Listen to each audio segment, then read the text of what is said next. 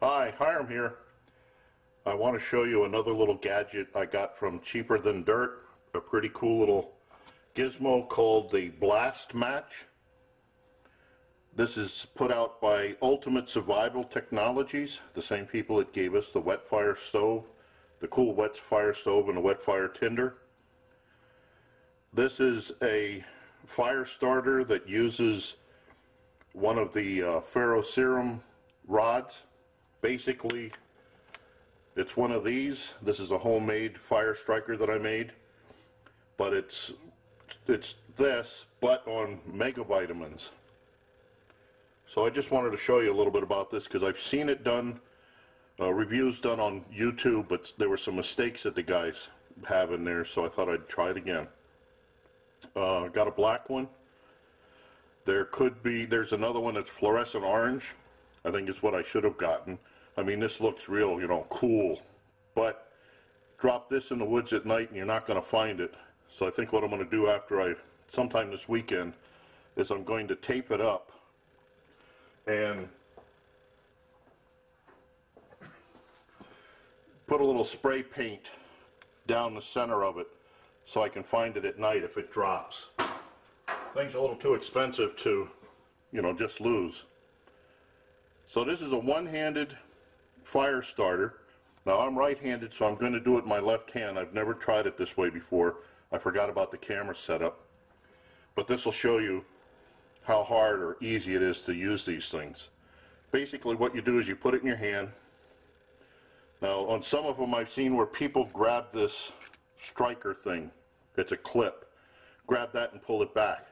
According to the instructions that I downloaded from Ultimate Survival, it says do not pull striker back, because I guess you can break it off. But what you do is there's a little lip here. Basically you push on that up and out and then it pops open. There's basically 5 parts to this: a cap, the body, the striker clip, the rod, and a spring inside. So all you do is, like I said, I'm right-handed. You just turn that around like that, put the cap on the other end. You push in the striker. You don't have to push it in real hard. You have to kind of play with it and get a feeling for it. But just put the rod down on the bottom, on a surface, push in the striker, and push down. I don't know, could you see that? Let me try it back here. And see, you get some really hefty sparks. So that's one way to use it. Another way I found you can use it, at least ways on my right hand, I have big ham hocks for hands. You can hold this, take your index finger onto the rod, push in the striker, and you can get sparks that way. Again, you don't have to push this striker in so hard that you gouge off big pieces. You just play with it and get a feel for it. So let me just try this here. I have a little pile of my homemade Maya dust. I'm going to try it this way. Wow.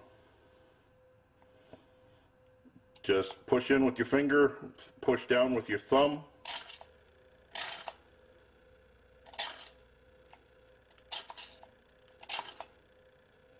There it goes. And it starts right up. Took me a couple of times because I didn't push so hard on it. Also, I have a little piece of wet fire here. I broke it in half, scraped some crumbs off. Let me see if I can start that up. Yep. Starts right up. So, let me just put this out quick. That's supposed to be one of the things with wet fire. It instantly goes out, so you can even put it out with a gloved hand. Well, let's see. It says that you can light a fire in any weather condition, rainy, windy, whatever. If we get some rain around here, I'll give this a try outside in the rain. This with the wet fire, I think might be a cool thing because that's supposed to be able to burn in water.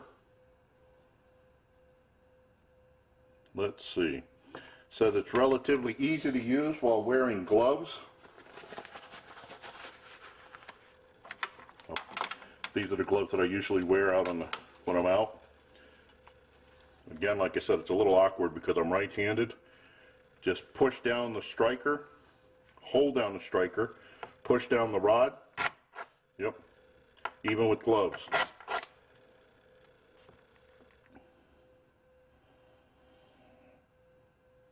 You can even, if necessary for some reason,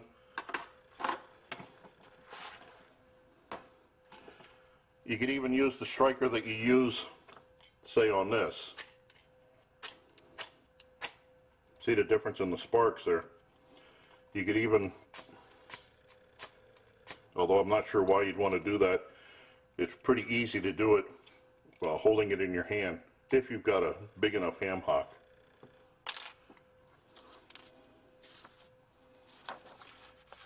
Let's see.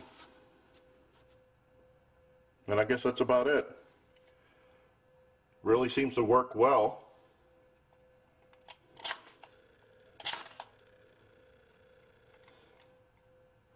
So I'll probably keep this as my main striker, but I still like redundancy, so I'll be putting something like this in my fire kits or in my pack, because you know, these are just a little too expensive. I think they're what, $18? So it's worth that, but I can't see buying a bunch of them for backup, so I'll still be using these. So I thank you for watching. I look forward to your comments, input, remarks, helpful suggestions. If you want to take my word, get the fluorescent orange one instead of the dark one. They're pretty handy. Just closes up. So thank you for watching, and watch for my buddy Max.